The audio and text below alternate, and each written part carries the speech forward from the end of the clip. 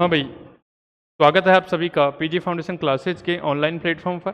ठीक है भाई, अपन लास्ट जो लेक्चर था उसमें अपन बातें कर रहे थे 11th क्लास का सेकंड चैप्टर। ठीक है, और उसमें भी अपन ने ये चर्चा की थी। चैप्टर अपना चल रहा था सरल रेखा में गति, वन डी मोशन बोल सकते हो। ठीक है, अपन लास्ट क्लास में इतना पढ़ चुके थे कि दूरी विस्थापन क्या होती है, उनकी तुलना की, उन पे क्वेश्चंस किए। उसके बाद अपन ने स्पीड एंड वेलोसिटी के बारे में जाना। स्पीड और वेलोसिटी के टाइप कौन कौन से होते हैं, ठीक है, समान, असमान, ठीक है, औसत, ताक्षणिक, जो भी होते हैं सारे, और उनके बेस से अपन ने क्वेश्चंस भी देखा था।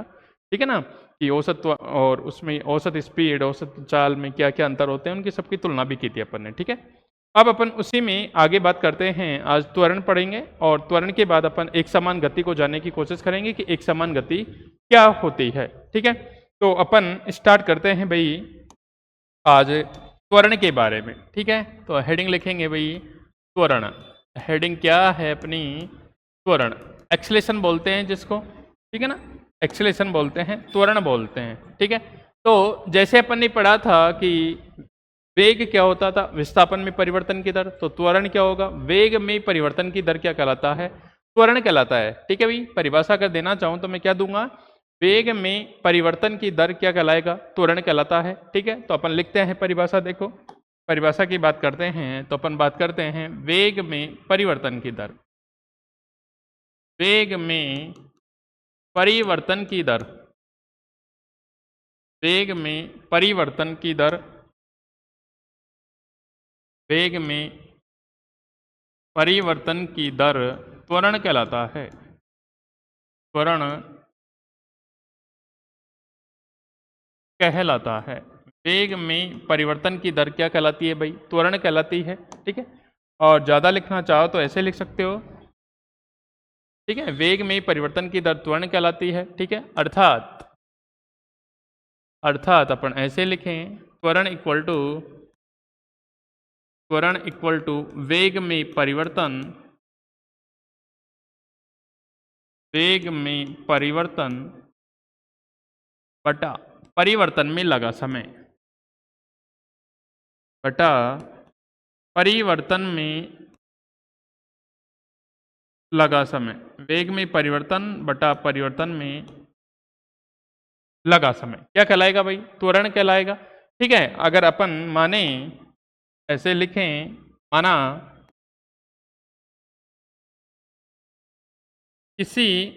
किसी कण का, माना किसी कण का t इक्वल टू 0 पर वेग v1 मान लेता हूं, v1 वेक्टर, तथा जबकि किसी समय स्मॉल t, जबकि किसी समय स्मॉल t पर कण का वेग v2 वेक्टर हो तो,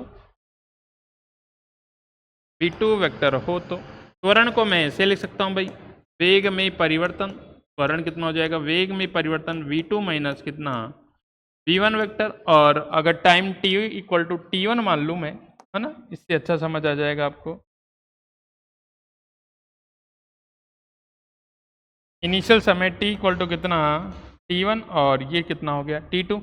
तो वेग में परिवर्तन और परिवर्तन में लगा समय, ये अपना क्या बन जाएगा भाई, त्वरण बन जाएगा। ठीक है, अगर मैं और लिखना चाहूँ भाई त्वरण के बारे में, ठीक है, तो त्वरण कैसी क्वांटिटी होती है भाई, त्वरण होती है सदिश। तो पहली बात तो मैं लिख देता हूँ यहाँ, त्वरण होता है कैसा भाई, सदिश होता है। त्वरण सदिश होता है, इसको अपन किससे लिखते हैं, ए वेक्टर से लिखते हैं, लिखना।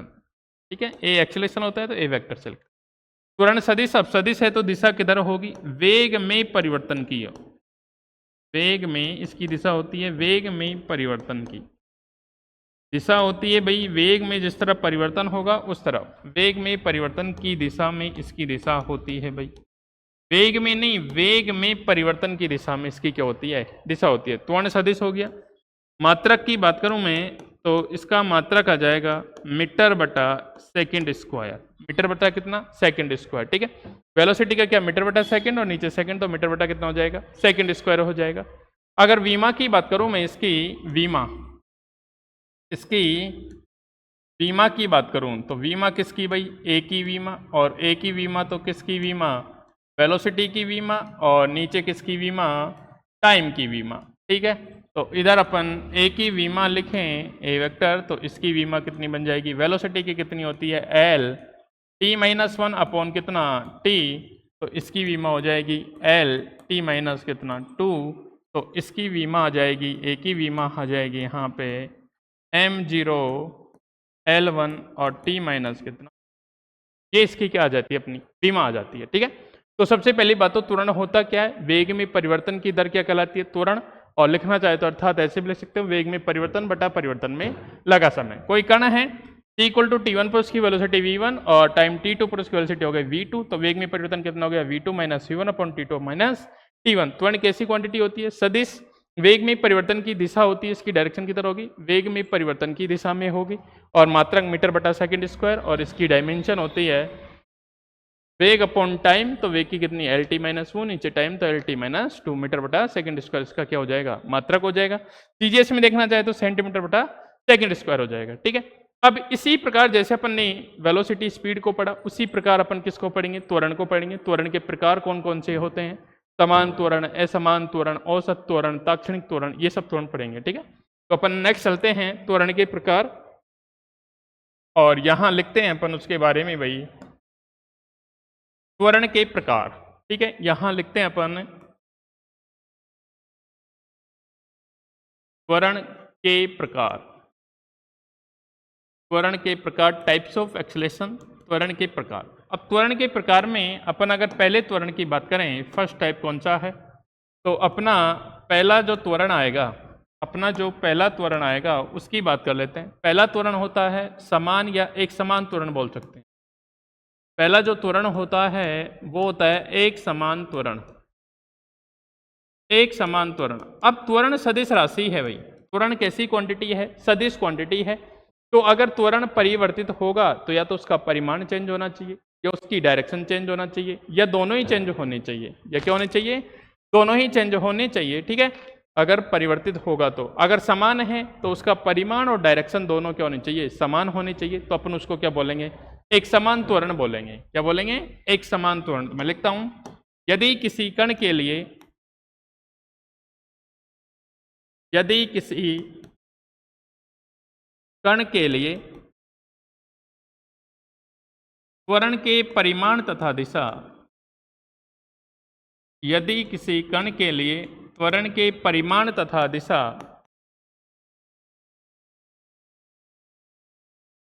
दोनों का मान, दोनों का मान समय के सापेक्ष, समय के सापेक्ष अपरिवर्तित रहें, समय के सापेक्ष अपरिवर्तित रहें, तो उसे एक समान या यूनिफॉर्म एक्सेलेरेशन भी बोल सकते हो, तो उसे एक समान त्वरण कहते हैं। तो उसे एक समान त्वरण कहते हैं। तो अपन क्या बोलेंगे भाई, उसे एक समान, एक समान त्वरण कहते हैं। तो अपन क्या बोलेंगे भाई, एक समान त्वरण बोलेंगे। ठीक है, अगर त्वरण का मान त्वरण सदिश है तो परिमाण और दिशा होती है, अगर दोनों क्या हो, समय के सापेक्ष चेंज नहीं हो, तो उसे अपन एक समान त्वरण बोलते हैं। ठीक है, तो उसे अपन क्या बोलेंगे भाई, एक समान त्वरण बोलते हैं। ठीक है, यहां तक कोई दिक्कत हो तो बोलेगा भाई, आगे चलते हैं। सेकंड बात करें अपन एक समान की बात, अगर सेकंड की बात करें तो परिवर्तित त्वरण की बात कर लेते हैं। सेकंड टाइप आएगा इसका परिवर्तित या असमान त्वरण आ जाएगा। ठीक है, परिवर्ती, और इसी को बोलते हैं असमान त्वरण भाई। परिवर्ती और इसी को बोलते हैं असमान त्वरण बोलते हैं। इसी को परिवर्ती और इसी को बोलते हैं अपन असमान त्वरण बोलते हैं भाई। ठीक है, अब असमान त्वरण का मतलब हो सकता है उसका परिमाण बदल जाए, हो सकता है उसकी डायरेक्शन बदल जाए, हो सकता है दोनों ही बदल जाए। तो त्वरण का मान क्या हो जाएगा, परिवर्तित हो जाएगा। तो उसे अपन क्या बोलेंगे, असमान या परिवर्तित त्वरण बोलेंगे। ठीक है, तो लिखते हैं अपन इसमें, यदि किसी कण के लिए,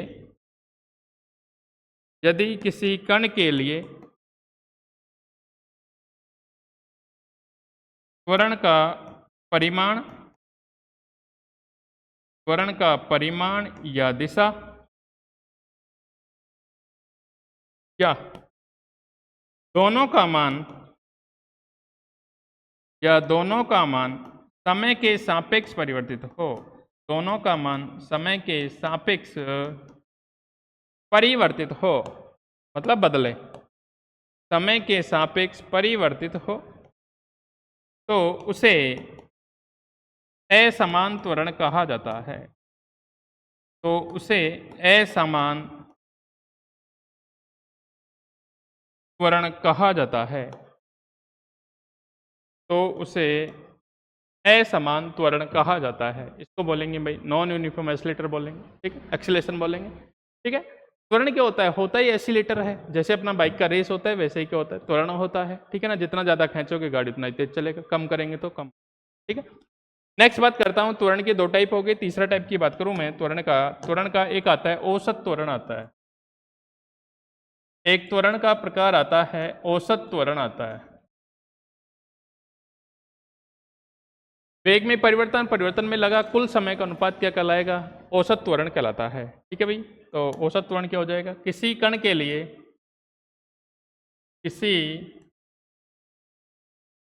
लिए वेग में होने वाला कुल परिवर्तन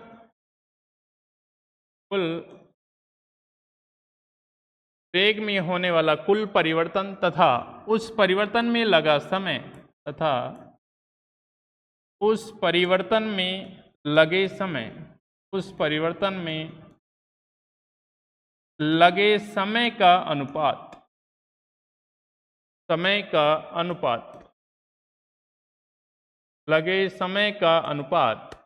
औसत त्वरण कहलाता है।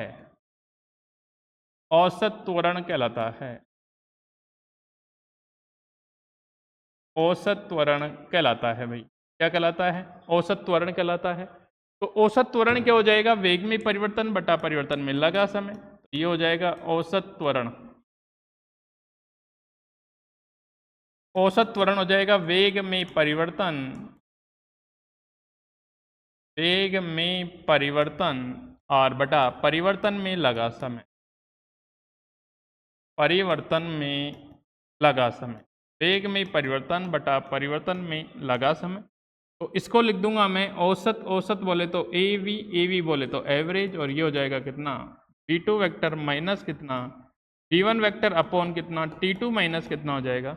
T1। इसको अपन क्या बोलेंगे? औसत बोलेंगे। और अगर ऐसे लिखना चाहूँ मैं AV, तो ये बन जाएगा कितना? डेल्टा V वेक्टर अपॉन कितना?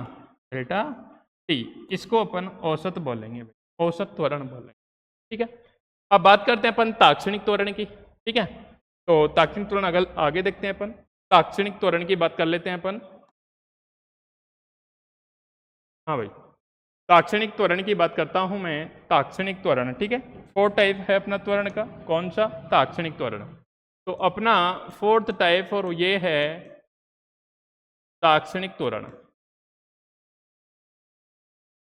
ताक्षणिक त्वरण क्या होता है, ठीक है ना? अगर अपन इंटरवल में जो टाइम डेल्टा टी है उसका इंटरवल टेंस टू 0 कर दूं, ये मतलब किसी क्षण जो औसत त्वरण होता है वो क्या कहलाता है? ताक्षणिक त्वरण कहलाता है। किसी क्षण औसत त्वरण क्या कहलाता है? कहलाता है भाई। किसी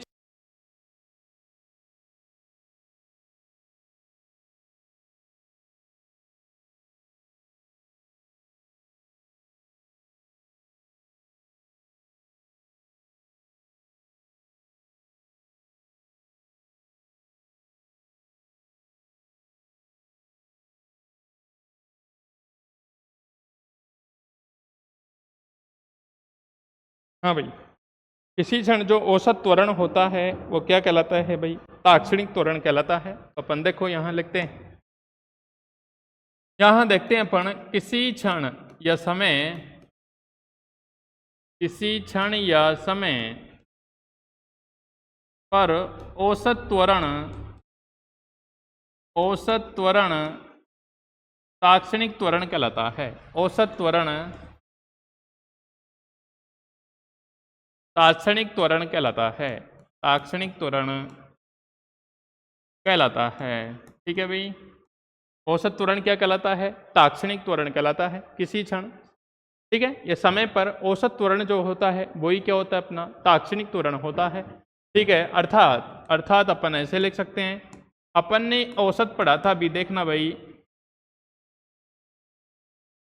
अपन ने औसत ऐसे पढ़ा था, ए वी बोले तो एवरेज, और ये कितना था?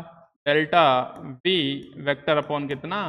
Delta t. मैं लिखता हूं यदि delta t tends to zero हो जाए, अभी मैं बताऊंगा और अच्छे से, delta t tends to zero मतलब कितना? ए वेक्टर ये एवरेज, और ये हो जाएगा limit delta t tends to zero, time की कोई एक वैल्यू के लिए, तो डेल्टा वी वेक्टर अपॉन कितना? डेल्टा टी बन जाएगा, और ये बन जाएगा ए, है ना? एवरेज हट जाएगा, इंस्टेंट आ जाएगा, यहाँ पे एवरेज हट जाएगा, इंस्टेंट आ जाएगा।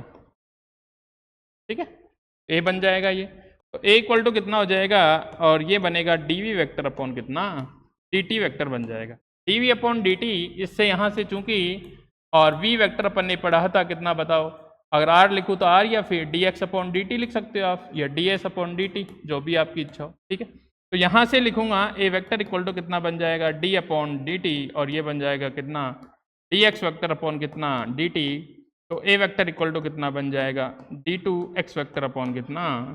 T T square. मतलब पोजीशन का या विस्थापन का टाइम के सापेक्ष दो बार अवकलन क्या कहलाता है? त्वरण कहलाता है। पोजीशन विस्थापन का टाइम के सापेक्ष दो बार अवकलन क्या कहलाता है? त्वरण कहलाता है। ये ताक्षणिक त्वरण होता है। ये क्या होता है भाई? ताक्षणिक त्वरण होता है। अब अपन मैं एक नोट लिखाता हूं तुम्हें, ठीक है भाई, अभी मैं इन सब के बारे में डिस्कस करूंगा आपसे, है ना? नोट, और नोट भी क्या, अगर मान लो त्वरण का मान समय के सापेक्ष बढ़ रहा है तो वेग का मान, देखो त्वरण का मान धनात्मक ऋणात्मक शून्य हो सकता है। क्यों? वेग का मान धनात्मक ऋणात्मक शून्य पॉसिबल था। वेग का मान कैसा पॉसिबल था बा?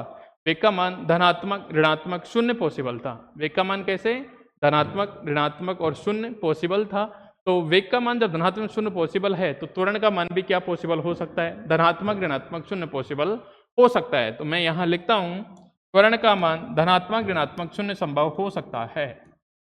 त्वरण का मान,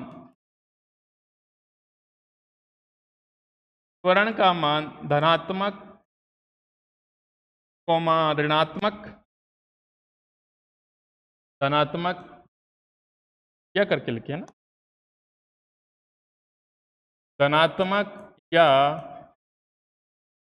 ऋणात्मक या शून्य संभव हो सकता है। शून्य संभव हो सकता है, शून्य संभव हो सकता है। ठीक है, यदि त्वरण धनात्मक है तो उसका क्या मतलब है? यदि त्वरण धनात्मक है तो, त्वरण धनात्मक है तो हम बोल सकते हैं कि अगर त्वरण धनात्मक है तो कण का वेग समय के सापेक्ष क्या कर रहा है? बढ़ रहा है। तो कण के वेग का मान,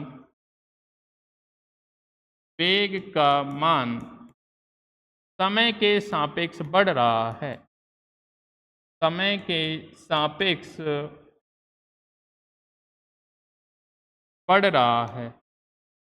त्वरण धनात्मक है तो समय के साथ बढ़ रहा है। धनात्मक मतलब देखो, ये धनात्मक वैल्यू आएगी तो V2 माइनस V1 करेंगे अपन, तो बाद वाला क्या होगा? ज़्यादा, पहले वाला कम होगा, तभी तो धनात्मक मिलेगा। तो मतलब त्वरण क्या हो गया? धनात्मक बढ़ रहा है। सेकेंड पॉइंट की बात करूं, यदि त्वरण शून्य है, यदि त्वरण शून्य है, शून्य है तो कण का वेग, कण का वेग समय के सापेक्ष, कण का वेग समय के सापेक्ष नियत होगा। कण का वेग क्या होगा भाई? नियत होगा, फिक्स होगा। तो उसकी जो फाइनल माइनस इनिशियल वैल्यू है वो क्या आ जाएगी? जीरो आ जाएगी। फाइनल माइनस इनिशियल वैल्यू क्या आ जाएगी भाई? जीरो आ जाएगी। ठीक है, तो त्वरण कैसा होगा? शून्य पॉसिबल होगा। त्वरण कैसा पॉसिबल होगा भाई? शून्य पॉसिबल होगा। ठीक है, अगर तीसरी बात करता हूं कि यदि त्वरण कैसा हो बताओ? त्वरण ऋणात्मक, त्वरण कैसा हो? ऋणात्मक हो। त्वरण ऋणात्मक हो तो अपन क्या बोल सकते हैं? वेग का मान हो तो, वेग का मान समय के सापेक्ष वेग का मान समय के सापेक्ष घट रहा होगा, घट रहा होगा भाई। वेग का मान समय के सापेक्ष क्या होगा, घट रहा होगा, मतलब वेग क्या हो रहा होगा, कम हो रहा होगा। तभी तो फाइनल माइनस इनिशियल करेंगे तो कैसा आएगा, ऋणात्मक आएगा। कैसा आएगा भाई, ऋणात्मक आएगा। ठीक है, मैं फिर से एक बार रिपीट करूंगा, है ना, देखना भाई एक बार फिर से। मैं जो पढ़ा रहा हूँ, त्वरण पढ़ा रहा हूँ, ठीक है ना। लास्ट वाली क्लासों में मैंने स्पीड पढ़ा दिया था, वेलोसिटी पढ़ा दिया था, ठीक है, दूरी पढ़ा दिया था, विस्थापन उस दिन चल ही रहा था। उसके बाद मैंने पिछली दो क्लासों में, एक में मैंने स्पीड और वेलोसिटी पढ़ा दी, एक में उसकी तुलना करा दी और उनके क्वेश्चंस करा दिए। ठीक है, अभी मैं त्वरण पढ़ा रहा हूँ, तो त्वरण क्या है वो मैं बता रहा हूँ कि त्वरण होता क्या है। पहले तो जैसे अपन पढ़ते थे, विस्थापन में परिवर्तन की दर क्या होता है, वेग। तो त्वरण क्या होगा, वेग में परिवर्तन की दर क्या होगा, त्वरण। तो त्वरण अर्थात त्वरण क्या हो जाएगा, वेग में परिवर्तन बटा परिवर्तन में लगा समय। ठीक है, मैंने क्या मान लिया, कोई कण है जिसका time t equal to t1 पर वेग v1 है और t2 पर कितना वेग हो गया, वही v2 वेग हो गया। तो वेग में परिवर्तन कितना हुआ, अंतिम माइनस प्रारंभिक, अंतिम माइनस कितना हो गया, प्रारंभिक, और बटा टाइम कितना हो गया, t2 माइनस t1, बाद वाला टाइम माइनस पहले वाला टाइम हो गया। ठीक है, त्वरण ए वेक्टर से लिखते हैं, एक्सेलेरेशन होता है। त्वरण कैसी राशि होती है, सदिश। इसकी जो दिशा होती है वो वेग में परिवर्तन की दिशा होती है, ना कि वेग की दिशा होती है। वेग में परिवर्तन की दिशा होती है, ना कि वेग की दिशा। पहली बात तो ध्यान रखना। इसका मात्रक मीटर बटा सेकंड स्क्वायर, क्यों, वेग का मात्रक होता है मीटर बटा सेकंड और नीचे सेकंड है तो मीटर बटा सेकंड स्क्वायर, ऐसा ही मात्रक होता है। इसकी अगर विमा लिखूं तो वेग की विमा नीचे टाइम की विमा, वेग की विमा होती है एल टी माइनस वन और नीचे टाइम की विमा टी, तो एल टी माइनस टू हो जाएगी इसकी विमा। ठीक है, एक चीज तो ये हो गई। नेक्स्ट बात करूं फिर त्वरण के प्रकार, जैसे अपन वेग के प्रकार भी बताए थे मैंने और चाल के प्रकार भी बताए थे, तो वैसे ही त्वरण के प्रकार होते हैं। त्वरण का पहला प्रकार होता है एक समान त्वरण। अब एक समान त्वरण का मतलब होता है त्वरण का मान नहीं बदलना चाहिए, त्वरण का मान है नहीं बदलना चाहिए। अब त्वरण सदिश राशि है, अगर ये समान होगी तो दो चीजें चाहिए, एक तो दिशा और एक क्या होना चाहिए, मात्रक। दोनों क्या होने चाहिए, समान होने चाहिए। तो पहली बात तो मैंने लिखा, इसका परिमाण और दिशा दोनों के मान समय के साथ अपरिवर्तित रहने चाहिए। ठीक है, परिमाण बदल गया तो भी त्वरण बदल जाएगा और दिशा बदल गई तो भी त्वरण बदल जाएगा। अगर ये फिक्स रहे तो दोनों का मान क्या होना चाहिए, नियत रहना चाहिए, अपरिवर्तित रहना चाहिए। अगर ऐसा है तो उसको अपन एक समान त्वरण कहते हैं। ठीक है, अगर परिवर्तित त्वरण या असमान त्वरण की बात करूं तो उसमें से या तो परिमाण बदल दो या दिशा बदल दो या दोनों ही बदल दो। अगर कोई भी एक चीज बदली तो वो क्या, त्वरण का मान क्या हो जाएगा, बदल जाएगा, मतलब वो क्या त्वरण हो जाएगा, असमान त्वरण हो जाएगा। ठीक है, इसी प्रकार औसत त्वरण की बात करूं, औसत त्वरण क्या होता है, वेग में परिवर्तन और परिवर्तन में लगा कुल समय का अनुपात। ठीक है, वेग में होने वाला कुल परिवर्तन और तथा उस परिवर्तन में लगा समय का अनुपात क्या कहलाता है, औसत त्वरण कहलाता है। तो वेग में परिवर्तन, परिवर्तन में लगा कुल समय, तो फाइनल माइनस प्रारंभिक, अंतिम माइनस प्रारंभिक और अंतिम माइनस प्रारंभिक समय, इसको मैंने कोई इंटरवल के रूप में लिख दिया। ये क्या हो गया, अपना औसत त्वरण हो गया। ठीक है, इसी प्रकार नेक्स्ट में बात करूं तात्क्षणिक त्वरण। अब जो अपना औसत त्वरण है वो तो किसी टाइम की दो वैल्यू के लिए आया था भाई, t बराबर 0 से 5 सेकंड के लिए। अगर मैं टाइम की एक वैल्यू डिसाइड कर दूं कि मुझे t इक्वल टू 1 सेकंड पे त्वरण चाहिए, तो वो जो औसत त्वरण था वही क्या हो जाएगा, तात्क्षणिक त्वरण हो जाएगा। मतलब किसी क्षण, किसी समय, तो किसी क्षण या समय पे जो औसत त्वरण होता है वही क्या होता है, तात्क्षणिक त्वरण होता है। औसत त्वरण अपना ये था, मैंने क्या कर दिया, t टेंस टू 0 कर दिया, डेल्टा t टेंस टू क्या कर दिया, 0। मतलब दोनों इंटरवल को मैं एक जगह ले आया, t2 माइनस t1, तो उनको क्या कर दिया, एक इंटरवल बना दिया, एक पॉइंट बना दिया। ठीक है, तो वो वाली जो वैल्यू है, जो डेल्टा है, वो d में कन्वर्ट हो जाएगा, d अपॉन dt, इसको अपन अवकलन भी बोलते हैं, मैं बताऊंगा अभी थोड़ा सा बेसिक। ठीक है, तो कितना बन जाएगा, dv अपॉन dt। अब अपन ने वेलोसिटी पढ़ा था dr अपॉन dt या dx अपॉन dt, विस्थापन में परिवर्तन की दर। तो v को क्या लिख दूं मैं, dx अपॉन dt लिख दूंगा, तो यह क्या बन जाएगा, d2x अपॉन dt स्क्वायर। मतलब विस्थापन का दो बार अवकलन करूंगा तो मुझे क्या मिलेगा, त्वरण मिलेगा, और एक बार अवकलन करूंगा तो वेग मिलेगा। ठीक है, अब त्वरण का मान धनात्मक भी हो सकता है, ऋणात्मक भी हो सकता है, शून्य भी हो सकता है। क्यों, वेग का मान धनात्मक भी हो सकता है, ऋणात्मक भी हो सकता है, शून्य। क्यों, विस्थापन का मान धनात्मक भी हो सकता है, ऋणात्मक भी हो सकता है और शून्य भी हो सकता है। ठीक है, इस वजह से त्वरण के मान, तीनों मान संभव है। अब अगर त्वरण धनात्मक है तो उसका मतलब क्या होगा, देखो त्वरण धनात्मक है तो अपन लिखते हैं इसको v2 माइनस v1 लिखते हैं। अभी मैं बता देता हूं एक बार, ए वेक्टर ऐसे लिखते हैं, वेग में परिवर्तन बटा परिवर्तन में लगा समय। ठीक है, अब अगर त्वरण धनात्मक है, त्वरण क्या है, धनात्मक, तो ये वाली वैल्यू क्या आनी चाहिए, ज्यादा। अब देखो टाइम तो हमेशा ही बढ़ेगा, लेकिन v2 का मान क्या होना चाहिए, ज्यादा। किससे, v1 से। तो त्वरण क्या हो जाएगा, धनात्मक। तो मैंने क्या लिखा, अगर त्वरण धनात्मक है तो कण के वेग का मान समय के सापेक्ष बढ़ रहा है, ये चीज डिसाइड हो जाएगी अपनी। ठीक है, अगर त्वरण का मान शून्य है, शून्य कब पॉसिबल हो सकता है, जब v2 इक्वल टू v1 हो। v2 इक्वल टू क्या हो, v1 हो। मतलब क्या हो गया, कण का वेग समय के सापेक्ष नियत है, कण के वेग में कोई परिवर्तन नहीं आ रहा।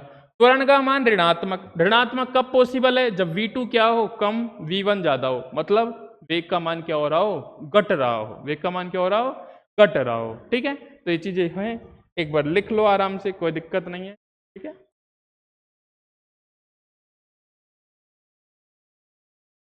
ठीक है, चलो तो आगे चलते हैं अपन। ठीक है, यहां तक कोई दिक्कत नहीं है। ठीक है भाई, है ना, त्वरण का मान सारी चीजें हो गई, तीनों चीजें अपन ने पढ़ ली यहां से। ठीक है, त्वरण के प्रकार नोट दे के लिख लिया ये चीजें।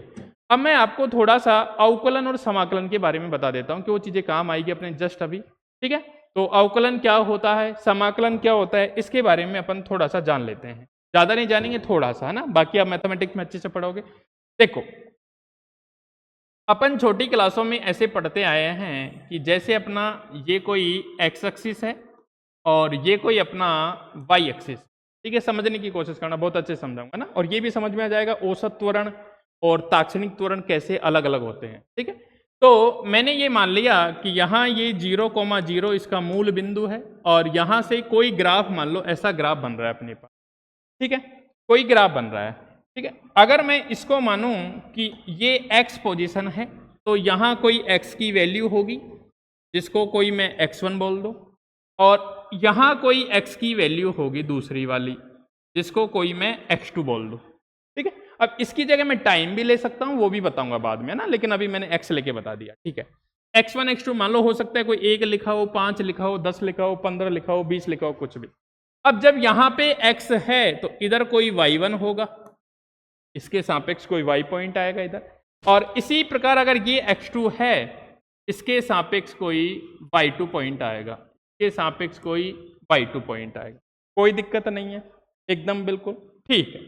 अब अगर मैं यहां से यहां पे आपको बोलूं तो इसको मैं कैसे लिखूंगा बताओ, x2 माइनस कितना, x1, अंतिम माइनस प्रारंभिक। ठीक है, इसको लिखता हूं मैं डेल्टा x, को लिखता हूं डेल्टा x। इसी प्रकार जब मैं इधर की बात करूंगा, इधर की, तो ये कितना हो जाएगा बताओ, y2 माइनस y1, ये हो जाएगा y2 minus y1 equal to कितना, delta y। y2 minus y1 equal to कितना, डेल्टा y। ठीक है, कोई दिक्कत नहीं है। अगर अभी के लिए मैं ये मान लूं कि ये जो अपना ग्राफ है ये बहुत छोटा है, अभी तो मैंने इतना बड़ा दिखा दिया, मान लो ये छोटा होता, मैं मान लो ये अपना ग्राफ था ऐसे, और मैं अभी इतने से भाग की बात करता, इतने से की, छोटे से की, ऐसे, तो ये तो डेल्टा x हो गया, और ये वाला पार्ट क्या हो गया, डेल्टा y हो गया। तब मुझे ये बताओ, ये इतने से भाग को देखूं तो ये सीधी रेखा दिखाई देगा, बिल्कुल सीधा। अभी तो इधर से देखूंगा तो कर्व दिखाई दे रहा है, लेकिन एक छोटे से पार्ट की बात करूंगा तो मुझे क्या दिखाई देगा, एक स्ट्रेट लाइन दिखाई देगी, एक सीधी रेखा दिखाई देगी। ठीक है, अगर मैं यहां से निकालना चाहूं तो मुझे यहां से मिलेगा, बताओ, डेल्टा y अपॉन कितना, डेल्टा x मिलेगा, और इसको मैं क्या लिख सकता हूं, y2 माइनस y1 अपॉन कितना, x2 माइनस कितना, x1 लिख सकता हूं। कोई दिक्कत नहीं है। अगर ये बहुत छोटा होता, मतलब कहने का मतलब मैं ऐसे बोल दूं कि डेल्टा x टेंस टू 0, कहने का मतलब डेल्टा x टेंस टू क्या कर दूं मैं, 0। मतलब ये जो दो पॉइंट थे इनको मैं पास लाता जाऊं, पास लाता जाऊं, बहुत पास लेके आ जाऊं, कितना, बहुत पास लेके आ जाऊं। कैसे, इससे भी और छोटा कर दूं, मान लो एक पॉइंट ये रहा और दूसरा पॉइंट इसके जस्ट पास में क्या आ गया, ये तो फिर भी गैप है। टेंस टू 0 का मतलब एक पॉइंट ये मान लो, जैसे x1 मैंने लिया 0.00, ऐसे मान लो x1 मैंने लिया कोई 0 ले लिया मान लो, है ना, तो x2 कुछ इस टाइप से हो जाएगा 0.00000000 कितना भी लगा सकते हो। तो ये भी डेल्टा एक्स टेंस टू क्या हो गया, दोनों को घटाया तो x2 माइनस कितना मिला x1, तो इसमें से 0 घटाऊंगा तो यही वैल्यू आएगी फिर से इतनी।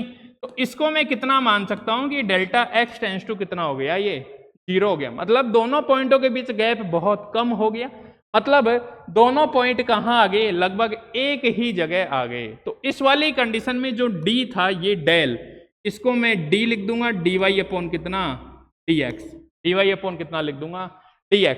और तुम इस चीज को ऐसे भी पढ़ते थे, मान लो ये वाला पॉइंट आ गया, वो डेल्टा x टेंस टू 0 किया तो मुझे ये वाला पॉइंट मिला कोई, ठीक है। अगर मुझे यहाँ पे वैल्यू चाहिए तो मैं क्या करता था, यहाँ पे एक स्लोप डालता था, टेंजेंट डालता था, यहाँ पे क्या बनाता था, एक टेंजेंट ढाल बनाता था, स्लोप जिसको क्या बोलते हो ढाल, स्लोप जिसको क्या बोलते हो ढाल। अब ढाल क्या होता था, अगर मैं इससे टेन थीटा निकालना चाहूं, ये एंगल मान लो थीटा है, ये एंगल कितना है अपना थीटा, अगर यहां से मैं निकालना चाहूं बताओ क्या, टेन थीटा। अब टेन थीटा होता है लाल बटा कक्का से, लाल बटा कक्का से, ये टेन थीटा होता है लंब बटा आधार, टेन थीटा क्या होता है लंब बटा आधार। थीटा की सामने वाली भुजा क्या होती है लंब, थीटा की सामने वाली भुजा क्या होती है भाई, ये लंब हो गई, लंब कितना डेल्टा वाई, लंब कितना हो गई डेल्टा वाई। और ये 90 मानो, अगर ये बहुत छोटा है तो ये 90 हो जाएगा, और आधार क्या हो जाएगा ये वाला, आधार क्या हो जाएगा ये वाला हो जाएगा, ठीक है। ये कितना बन जाएगा डेल्टा एक्स, और अगर इसमें डेल्टा एक्स टेंस टू 0 कर दूं तो ये जो टेन थीटा था इसी को मैं क्या बोलता हूं स्लोप बोलता हूं, जिसका मान डी वाई अपॉन कितना होता है डी एक्स होता है, इसी को अपन स्लोप बोलेंगे। कहने का मतलब ये है कि टेन थीटा की जो वैल्यू या फिर d y upon d x क्या कहलाता है, ढाल कहलाता है उस रेखा का, कि उस रेखा का कितना ढलान है उसको बताएगा ये, ठीक है।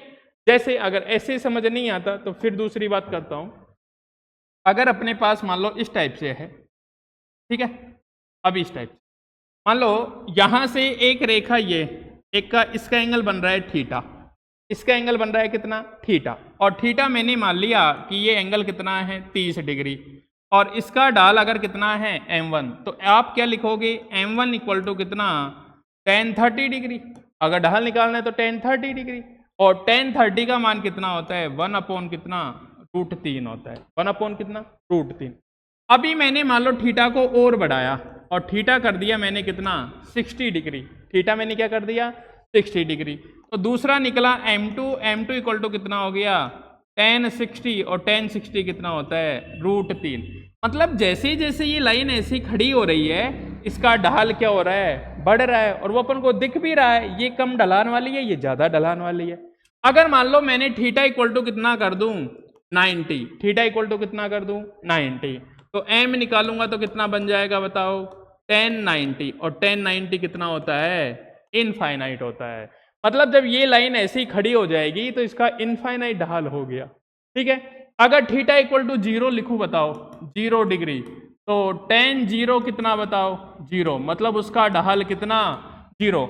अगर ये वाला एंगल मैं यहां ला दूं इस वाली एक्सिस पे तो एंगल कितना हो गया 0, मतलब इसका ढाल कोई भी ढाल नहीं है।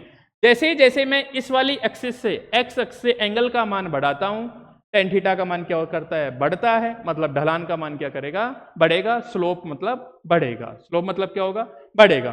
स्लोप को या तो tan थीटा की वैल्यू से समझो या फिर ऐसे समझो कि जो स्लोप होता है वो dy अपॉन क्या होता है dx होता है, किसके ये y मानूं और ये क्या मानूं x। इसको ऐसे भी पढ़ते हैं y में x के सापेक्ष परिवर्तन, y में x के सापेक्ष परिवर्तन, या फिर इसको ऐसे भी मान सकते हो अगर dy अपॉन dt हो, ये अगर y हो और ये अगर t हो तो इसको पढ़ते हैं dy अपॉन dt, y में t के सापेक्ष परिवर्तन, ठीक है कोई दिक्कत नहीं है। अगर ये मान लो अपन x मान ले और ये क्या मान ले टाइम, तो इसको क्या बोलते हैं स्लोप को वहां dx अपॉन कितना dt, dx अपॉन कितना dt मानते हैं। अगर मैं इसको वेलोसिटी मान लूं, इसको वेलोसिटी इसको टाइम मान लूं, इसको वेलोसिटी इसको टाइम, तो ये क्या बन जाएगा बताओ dv अपॉन कितना dt, और dv अपॉन dt अभी पढ़ाया था क्या होता है त्वरण होता है, dv अपॉन dt क्या होता है त्वरण होता है। आई बात समझ में? तो ये सब चीजें हैं थोड़ी थोड़ी, तो मैं थोड़ा सा बता देता हूं। अवकलन और समाकलन के कुछ फॉर्मूले हैं, वो थोड़ा ध्यान रहेगा आपको। देखो, अवकलन के 2-4 फॉर्मूले हैं जो अपने काम आने वाले हैं, बाकी आप मैथमेटिक्स में पढ़ोगे। अवकलन के सूत्र, कुछ सूत्र हैं जो अपने काम आने वाले हैं, वही बताऊंगा, बाकी नहीं बताऊंगा। देखो, पहला जो फॉर्मूला होता है इसको आप याद रखना, या तो आपको ऐसे मिलेगा d/dx। ये तो अवकलन संकारक बोलते हैं, मतलब जैसे अपन किसी चीज को प्रदर्शित करते हैं ना, वो ये क्या है, अवकल संकारक। अगर यहां पे जो भी क्वांटिटी होगी उसका अपन इसके सापेक्ष अवकलन करेंगे, उसका अपन इसके सापेक्ष। कहने का मतलब अगर यहां y है तो इसको मैं ऐसे पढ़ूंगा, y का x के सापेक्ष अवकलन, y का x के सापेक्ष अवकलन, ऐसे तो इसको पढ़ते हैं भाई, y का x के सापेक्ष अवकलन। या फिर ऐसे लिखा मिले आपको dy/dt, तो इसको क्या बोलते हैं, y का t के सापेक्ष अवकलन, y का t के सापेक्ष अवकलन, y का t के सापेक्ष अवकलन। कोई दिक्कत नहीं है, ठीक। अब इसका जनरल फॉर्मूला ये है, अगर अपने पास ऐसे हो d/dx और यहाँ x की पावर n, d/dx और x की पावर n, n कोई नंबर है 1 2 3 4 5 6 7 8 जो भी होगा, ठीक है। तो अपन, और यहां भी x ही होना चाहिए, इस बात का ध्यान रखना, यहां x की पावर n और यहां भी x। तो इसका अवकलन का फॉर्मूला ये है, जो पावर है उसको आगे लाओ, कितनी भी पावर है 5 6 7, पावर को आगे ले आए, और जो x की पावर n थी उसमें से एक कम कर दो, ये इसका फॉर्मूला आएगा, ठीक है।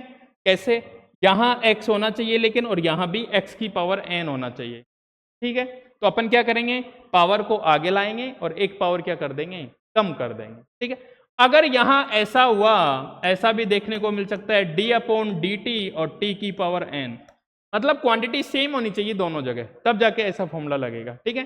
तो t नीचे भी t, यहां भी t, तो ये भी ऐसे बन जाएगा n और t की पावर कितना, n-1। कोई दिक्कत, दो फॉर्मूले ये ध्यान रखने हैं, लेकिन इस चीज में ध्यान रखना, यहाँ जो क्वांटिटी होगी वो यहाँ होनी चाहिए। अगर कुछ अलग आएगा वो अपनी मैथमेटिक्स में आएगा, अपन को इतना ही सीखना है, ठीक है। पहली बात तो ये हो गई। दो फॉर्मूले और सीखने आपको, अगर यहाँ ऐसे हो d/d और यहाँ कितना हो sin थीटा, कितना भाई, d/d, इधर कितना sin थीटा, तो sin का होता है cos थीटा, sin का क्या हो जाएगा अवकलन है, cos थीटा, इतना बात ध्यान रखना, sin का cos थीटा हो जाएगा। अगर यहां हो d/कितना d और इधर हो कितना cos थीटा, तो इसका हो जाता है माइनस sin थीटा, इस बात का ध्यान रखना, अवकलन करेंगे तब, ठीक है। ये ऐसे भी देखने को मिल सकते हैं आपको, इधर ऐसा लिखा हो d/dt और इधर कितना sin t, d/dt इधर कितना sin t, तो यहां थीटा था तो यहां भी थीटा, अब यहां t है तो यहां भी t, तो sin का कितना हो जाएगा, cos t हो जाएगा, sin का कितना cos t। ये फिर ऐसे देखने को मिल सकता है d/dt और ये कितना cos t, तो ये बन जाएगा कितना माइनस sin t, मतलब क्वांटिटी सेम होनी चाहिए, x हो तो x, थीटा हो तो थीटा, t हो तो t। x वाला भी लिखा देता हूं, अगर x वाला होगा तो ऐसे होगा d/dx और ये कितना sin x, तो sin x का कितना हो जाएगा cos x हो जाएगा। अगर d/dx और यहां हो कितना cos x, तो ये बन जाएगा कितना माइनस sin x हो जाएगा, माइनस कितना हो जाएगा sin x। इस चीज का ध्यान रखना, cos का माइनस होगा, sin का cos हो जाएगा।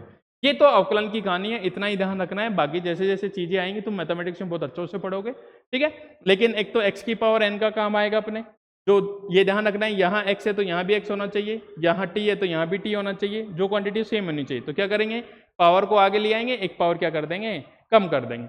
इसी प्रकार इसके लिए यहाँ थीटा है तो यहाँ भी थीटा, तो कोस थीटा, कोस का कितना हो जाएगा माइनस साइन, अगर यहाँ t में है तो यहाँ भी t कोस t, और यहाँ कितना माइनस साइन t, यहाँ x है तो यहाँ भी x कोस x, और कोस का करना है तो माइनस साइनस, ठीक है। अब मैं समाकलन की बात कर लेता हूँ ना, इतना ही फॉर्मूला ध्यान रखना है, 2-3 फॉर्मूले हैं। समाकलन की बात करता हूँ, देखो समाकलन, समाकलन से भाई, समाकलन से देखेंगे, समाकलन का जो साइन होता है वो कुछ ऐसे होता है, सांप जैसा, ठीक है। जैसे यहाँ d/dx से लिखते थे, यहाँ समाकलन। अगर अपन को किसी का भी समाकलन करना है तो यहाँ मिलेगा, तो यहाँ ऐसा लिखा मिल सकता है dx, या फिर ऐसे लिखा मिल सकता है यहाँ dt, या फिर ऐसे लिखा मिल सकता है यहाँ कुछ क्वांटिटी और ये थीटा। ठीक है, अब अगर यहाँ x है तो यहाँ कोई x की क्वांटिटी होगी, यहाँ t है तो यहाँ कोई t की क्वांटिटी होगी, यहाँ थीटा है तो यहाँ थीटा की क्वांटिटी होगी। कैसे भाई? जैसे देखो, अगर अपने पास ऐसे हो x की पावर n और ये बना कितना dx, ऐसा, तो वहां तो अपन क्या करते थे, n पावर आगे एक पावर कम कर देते थे। यहाँ क्या करते हैं अपन, एक पावर जोड़ते हैं n+1 और उसी पावर का क्या कर देंगे, भाग कर देंगे। एक पावर जोड़ देंगे और उसी का क्या कर देंगे, भाग कर देंगे। कोई दिक्कत नहीं है, वेरी गुड। अगर यहाँ होता है ऐसे t की पावर n कितना dt, तो ये कितना बन जाएगा, t की पावर n+1 अपॉन कितना बन जाएगा, n+1। ऐसे यहाँ एक कांस्टेंट और आता है, वो जरूरी नहीं है, पर मैं बाद में सिखा दूंगा। ठीक है, अभी के लिए इतना ही सीखना है। अगर वो लिमिट होती है ना तो कांस्टेंट नहीं आता, अगर ये बिना लिमिट का होता है तो कोई कांस्टेंट आता है, वो अपन बाद की बातें हैं। ठीक है, अगर यहाँ कितना था t, यहाँ भी t, तो t की पावर n+1, n+1 से क्या हो जाएगा, डिवाइड हो जाएगा। ठीक है, ये दो फॉर्मूले तो अपन को इसके अंदर सीखने। अगर इधर होता अपने पास क्या बताओ, यहाँ कितना होता, sine theta D theta, sine theta D theta, तो साइन का अवकलन तो कितना होता है, कोस एक्स, है ना, कोस थीटा, और ये कितना बन जाएगा, माइनस कोस थीटा बन जाएगा। इस चीज का ध्यान रखना, वहां कोस यहाँ माइनस कोस। ठीक है, अगर यहां मैं बात करूं कोस थीटा और डी थीटा, तो इसका कितना हो जाता है भाई, साइन थीटा हो जाता है, उसका उल्टा हो जाएगा। होता तो वही है, साइन का कोस, कोस का माइनस साइन, साइन का कोस होता था तो माइनस कोस आ जाएगा, और कोस का कितना, माइनस साइन, तो यहाँ साइन आ जाता है। ठीक है, ये चीजें ध्यान रखनी है। अब ये चीजें ऐसे भी मिल सकती हैं आपको कि कहीं ऐसा लिखा हो भाई sine t d t, t की फॉर्म में भी, तो ये कितनी आ जाएगी, माइनस कोस टी, या फिर ऐसे लिखा मिल सकता है कोस टी डी टी, तो ये कितनी मिल जाएगी, साइन टी लिखी मिल जाएगी, या फिर ऐसे लिखा मिल सकता है साइन एक्स डी एक्स, ये लिखा मिल जाएगा माइनस कोस एक्स, ये फिर लिखा मिल जाएगा कितना, कोस एक्स कितना dx, तो ये लिखा मिल जाएगा कितना, प्लस का साइन एक्स, तो ये ऐसे ही लिखा मिल सकता है। ठीक है, आपको ये दो तीन फॉर्मूले वो ध्यान रखने हैं, तो इनको लिख लो, बाकी अपन आगे करते हैं।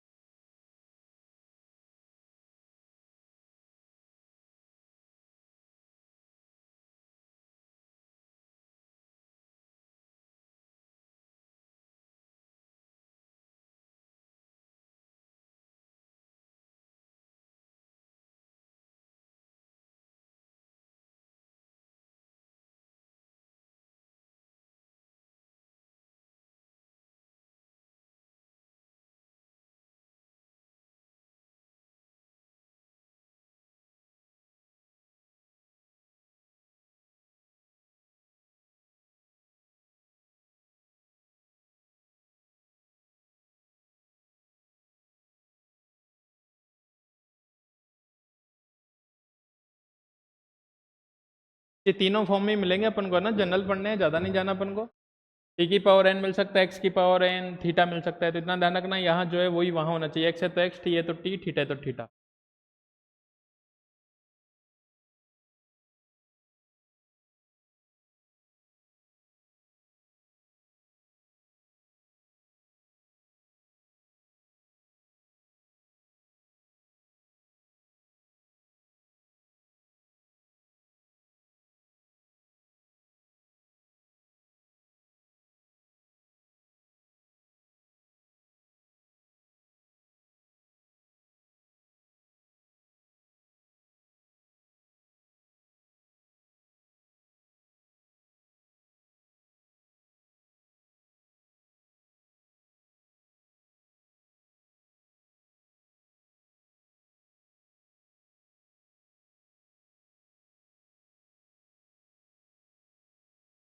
ठीक है, अब देखो कुछ प्रैक्टिस करते हैं थोड़ी सी, उसके बाद देखेंगे। जैसे अपन को मान लो ये करना पड़े यहाँ, ये करना पड़े अपन को, मान लो डी अपॉन कितना है अपने पास, डी अपॉन डी एक्स, और यहाँ एक्स की पावर 4 है, ये दे दिया आपको अवकलन करने को। ठीक है, तो कैसे करेंगे बताओ। अपने पास फॉर्मूला कितना था बताओ, अपने पास फॉर्मूला ऐसा था डी अपॉन डी एक्स, और ये कितना एक्स की पावर एन, तो अपन क्या करते थे एन एक्स की पावर कितना n minus one, n x की पावर कितना एन माइनस वन। तो इसका कितना बन जाएगा बताओ, एन की जगह कितना है 4, तो 4 तो कहाँ जाता था आगे, मैं लिखता हूँ यहाँ पे D upon d x, x की पावर कितना 4, तो 4 तो कहाँ जाएगा आगे, एक्स की जगह एक्स लिखा, एन की जगह कितना 4 और माइनस कितना 1, तो कितना बन जाएगा 4x क्यूब बन जाएगा, ये इसका अवकलन आएगा। इसी प्रकार अगर ऐसा लिखा मिले अपन को डी अपॉन डी टी और टी की पावर कितना 5, टी की पावर कितना मिले 5, तो 5 आगे आ जाएगा, इसमें सिंपल सा है, 5 आगे आ जाएगा, टी की पावर कितना 5 माइनस 1 बन जाएगा, तो ये बन जाएगा 5 टी की पावर कितना 4 बन जाएगा। ठीक है, और बात कर रहा हूं मैं, अगर ऐसा हो अपने पास, यहां अपने पास डी अपॉन डी एक्स और इधर आ जाए root x, d upon d x और इधर आ जाए कितना रूट एक्स। अब रूट एक्स की पावर कितनी होती है हाफ, रूट एक्स की पावर कितना लिख सकता हूं मैं, एक्स की पावर 1/2, एक्स की पावर कितना 1/2, अब की बार 1/2 आगे आएगा, चलो ठीक है, 1/2 आगे लाए, इधर एक्स लिखा, 1/2 में से -1 करूंगा, 1/2 में से -1 करूंगा, पावर में से 1 कम। ठीक है, यहां कितना बनेगा 1/2 एक्स की पावर -1/2, कोई दिक्कत नहीं है। इसको नीचे लाके लिखूं तो ये पावर क्या बन जाएगी बताओ, प्लस में 1/2 और x की पावर कितना 1/2, और 1/2 को क्या लिख दूं रूट एक्स, 1/2 रूट एक्स, तो रूट एक्स का कितना हो जाएगा 1/2 रूट एक्स हो जाएगा। ये सिंपल सवाल मिलेंगे। अगर मैं समाकलन की बात करूं आपसे, तो समाकलन में ऐसे मिलेगा बताओ, x की पावर 4 और इधर दे दिया dx, x की पावर 4 अपॉन इंटू क्या दे दिया dx। समाकलन करना है तो अपन क्या करेंगे बताओ, फॉर्मूला क्या था अपने पास, फॉर्मूला ऐसा था भाई, x की पावर n dx हो तो मैं क्या करूंगा x की पावर n प्लस 1 अपॉन कितना n प्लस 1, इसमें कितना हो जाएगा बताओ x की पावर 4 और dx, तो x की पावर में एक तो जोड़ा मैंने 4 प्लस 1 अपॉन कितना 4 प्लस 1, कोई दिक्कत नहीं है, एक जोड़ दिया उसी का भाग लगा दिया, तो ये कितना बन जाएगा बताओ x की पावर कितना 5 अपॉन कितना 5 बन जाएगा। अगर ये ऐसा लिखा मिल जाए t की पावर 4 कितना dt, तो t की पावर 4 में क्या करूंगा t की पावर 4 प्लस 1 अपॉन कितना 4 प्लस 1, तो ये बन जाएगा कितना t की पावर 5 अपॉन कितना 5 बन जाएगा। इन चीजों का ध्यान रखना है और ये अपने जस्ट अगले वाले टॉपिक में काम आएंगे, इसलिए लिख दो एग्जाम्पल लगा।